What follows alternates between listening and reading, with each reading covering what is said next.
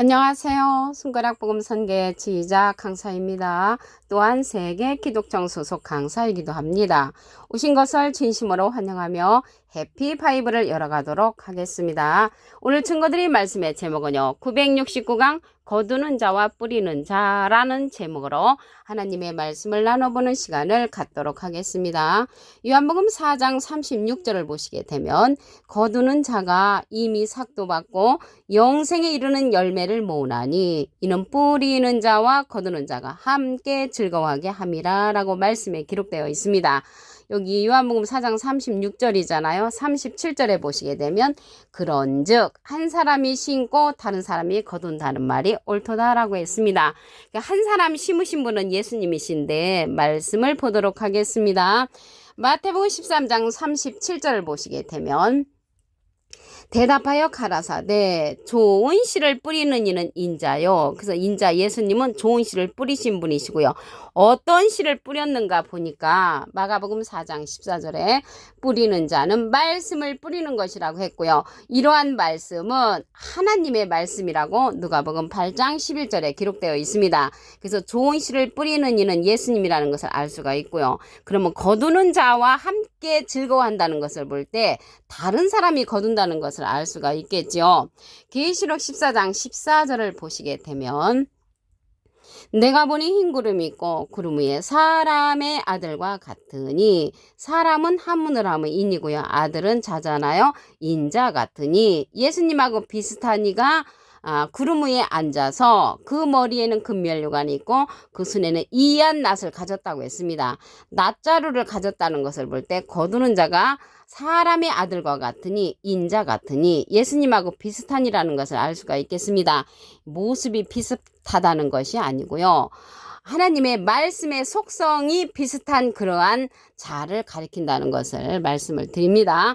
이러한 사람의 아들과 같으니가 그 손에 이한 낫을 갖고 거두는 자로서 출현을 하는데 이사야에 가서는 이 거두는 자가 새 타작기계로 출현을 합니다. 이사야 41장 15절에 보시게 되면 보라 내가 너로 이가 날카로운 새 타작기계를 삼으리니 너로라는 것을 볼 때 사람이죠. 그래서 이 사람을 갖다가 새 타작기계를 삼는다고 했고요. 내가 산들을 쳐서 부스러기를 만들 것이며 작은 산들로 격하게 하는 그러한 거두는 자로서 사람의 아들과 같으니가 이사야에서는 새 타작기계로 출현한다는 것을 말씀을 드립니다. 이러한 거두는 자가 여기 알곡 백성을 거두겠죠. 낫자루를 가지고 거둔다고 했으니까 이러한 자들은 어떤 자들인가 보도록 하겠습니다. 계시록 14장 4절을 보시게 되면 이 사람들은 여자로 더불어 더럽히지 아니하고 정절이 있는 자라 어린 양이 어디로 인도하든지 따라가는 자며 사람 가운데서 구속을 받아 처음 익은 열매로 하나님과 어린 양에 속한 자들을 이 거두는 자가 거두는 것이죠. 그래서 처음 익은 열매로 거두는데 여자로 더불어 더럽히지 않다고 했습니다. 그래서 여기에서 여자가 아니고요. 야고보서 1장 18절에 보시게 되면 그가 그 조물 중에 우리로 한 첫 열매가 되게 하시려고 자기의 뜻을 쫓아 진리의 말씀으로 우리를 낳으셨느니라. 그 진리의 말씀으로 우리를 낳으신 분은 예수님이시고요. 비진리에서 저들을 낳은 자도 그 비진리의 사람이죠. 그런데 여기에서 예수님께서는 남자이시지만 우리를 낳으셨죠. 진리의 말씀으로 우리를 낳으신 분은 예수님이시고 목자 위치로서 여자로 상징되었다는 것을 말씀을 드립니다. 갈라디아서 4장 19절에 보시게 되면 다시 너희를 위하여 해산하는 수고를 한다고 했습니다. 해산하는 수고는 원래 여자가 하지만 하나님의 말씀에 있어서 해산의 수고를 하는 그런 목자를 상징해서 여자로 기록되었다는 것을 말씀을 드립니다. 이러한 거두는 자가 거두는 이러한 자들은 어린 양이 어디로 인도하든지 따라가는 자라고 했고요. 사람 가운데서 구속을 받았다고 했거든요. 사람 가운데 구속을 받아 처음 익은 열매로 거둬지는 자가 이 사람의 아들과 같으니 인자 같으니가 거두는 자들이라는 것을 말씀을 드립니다. 그런데 여기에서 말씀을 보시면 처음 익은 열매로 하나님과 어린 양에게 속한 자들이라고 했는데 이 앞에 어린 양도 있죠. 어린 양이 어디로 인도하든지. 그래서 어린 양이 어디로 인도하는 나온 이 어린 양은요, 시온산 어린 양입니다. 계시록 14장 1절에 보시게 되면 보라 어린 양이 시온산에 섰고 그와 함께 14만 4천이 섰는데 그 이마에 어린 양의 이름과 아버지의 이름을 쓴 것이 있다고 했습니다. 그래서 앞에 어린 양은 시온산 어린 양으로서 하나님의 이름과 어린 양의 이름을 가진 자라는 것을 말씀을 드립니다. 그러면 이러한 처음 익은 열매가 아까 예수님도 첫 열매가 되게 하시려고 자기의 뜻을 쫓아 진리의 말씀을 우리를 낳으셨다고 했습니다. 그런데 예수님은 잠자는 자들의 첫 열매가 되셨다고 했습니다. 고린도전서 15장 20절에 보시게 되면 그리스도께서 죽은 자 가운데서 다시 살아 잠자는 자들의 첫 열매가 되셨도다. 그래서 예수님은 잠자는 자들의 첫 열매가 되셨고요. 이 거두는 자는 사람의 아들과 같으니 인자 같은 이는요, 사람 가운데서 구속을 받아 처음 익은 열매를 하나님과 어린 양에게 속한 자들을 인도하는 자로서 예수님하고 다른 인물이라는 것을 알 수가 있습니다. 거두는 자는 사람의 아들과 같으니 인자 같으니가 거두고요. 예수님은 뿌리는 자로서 잠자는 자들의 첫 열매가 되셨다고 고린도전서 15장 20절에 기록되어 있습니다. 그러면 이 거두는 자는 누구냐면요, 예수님은 지금은 자가 아니잖아요. 지금은 영으로 계시잖아요. 그래서 살아계실 때는 뿌리는 자로서 오셨는데 지금은 영으로 계시기 때문에 가시면서 내가 너희에게 보내는 그러한 성령이 있다, 보낼 보혜사라고 말씀에 기록되어 있습니다. 요한복음 15장 26절을 보시게 되면 내가 아버지께로서 너희에게 보낼 보혜사 곧 아버지께로서 나오시는 진리의 성령이 오실 때 그가 나를 증거하실 것이요. 그래서 보낼 보혜사라고 했는데 예수님이 가시면서 내가 보혜사를 보내주시겠다고 말씀하신 내용이 있습니다. 요한복음 16장 7절에 보시게 되면 내가 가면 너희에게 보혜사를 보내주시겠다라는 그런 말씀이 있습니다. 그래서 그러한 보혜사는 어떠한 보혜사냐면 진리의 성령이라고 했습니다. 이러한 진리의 성령이 오실 때 그가 나를 증거하실 것이요. 예수님을 증거하는 성령은 진리의 성령이고요. 예수님은 비둘기 같은 성령을 받으셨다는 것을 말씀을 통하여 알 수가 있습니다. 그러면 여기 보혜사가 나왔는데요. 이 보혜사는 대언자라는 그러한 뜻을 갖고 있습니다. 요한일서 2장 1절 그 중간에서부터 보시게 되면 누가 죄를 범하면 아버지 앞에서 우리에게 대언자가 있으니 곧 의로우신 예수 그리스도시라고 했습니다. 대언자 앞에 조그만하게 3자가 있습니다. 관조성의 해석란에 보시게 되면 보혜사라고 기록되어 있습니다. 보혜사가 대언자니까 예수님은 하나님의 대언자 보혜사시고요. 예수님의 대언자는 또 다른 보혜사를 보내주신다고 했습니다. 그 자가 진리의 성령이죠. 요한복음 14장 16절에 보시게 되면 내가 아버지께 구하겠으니 예수님이 하나님께 부탁을 해서 또 다른 보혜사를 너희에게 주사 영원토록 너희와 함께 있게 하시리니 저는 진리의 영이라고 했습니다. 진리의 영은 진리의 성령이죠. 그래서 진리의 성령을 보내주시는데 그가 예수님을 증거한다고 했습니다. 그래서 이러한 진리의 성령은 예수님께서 보내주시는 보낼 보혜사, 또 다른 보혜사가 된다는 것을 말씀을 드리고요. 보혜사와 보혜사 성령은 전혀 다릅니다. 보혜사는 대언자라는 뜻을 갖고 있고요. 보혜사 성령은 진리의 성령이라는 것을 말씀을 통하여 알 수가 있습니다. 예수님을 증거하는 이러한 보혜사 성령, 진리의 성령을 예수님께서 보내신다는 내용을 보도록 하겠습니다. 요한복음 16장 7절을 보시게 되면 내가 너에게 실상을 말하노니 예수님께서요 대부분 비유로 말씀을 하셨지만 여기에서는 실상을 말씀을 하시는데 내가 떠나가는 것이 너에게 유익이라 내가 떠나가지 아니하면 보혜사가 너에게로 오시지 아니할 것이요 가면 내가 그를 너에게로 보낸다고 했습니다. 그래서 보혜사를 이제 예수님이 지금 가셨잖아요. 영으로 계시기 때문에 보내주시는 그 보혜사가 또 다른 보혜사로서 진리의 성령으로 예수님을 증거하는 그런 자라는 것을 알 수가 있겠습니다. 예수님은 비둘기 같은 성령을 받으셨죠.